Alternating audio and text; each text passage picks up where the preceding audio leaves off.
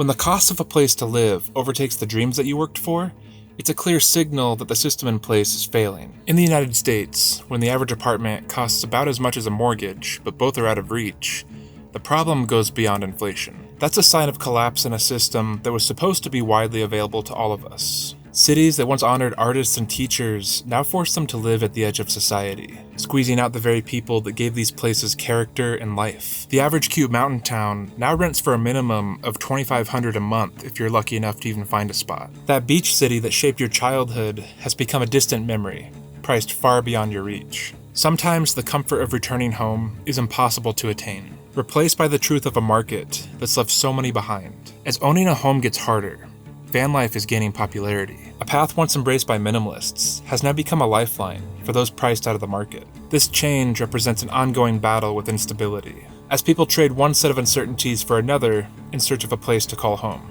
A lifestyle once seen as unusual is becoming a common response to a growing crisis. Van life is growing into a pressing social phenomenon, exposing the faults of a system that no longer works for everyone. The cost of rent is at historic highs across the United States, and van life has changed from a creative way of living to a necessity for many.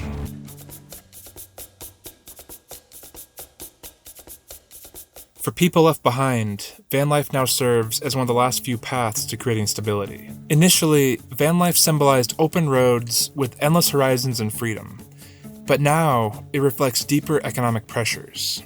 Van life has become a growing response to economic changes and housing insecurity. As practical needs eclipse dreams of adventure, van life becomes a lifeline.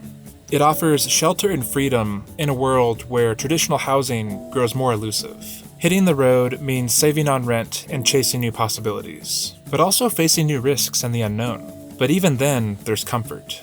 Waking up in a van brings possibility and calm that lowers financial worries. But van life was never supposed to be a permanent solution. It exposes a deeper problem in a country where millions can't afford a stable home.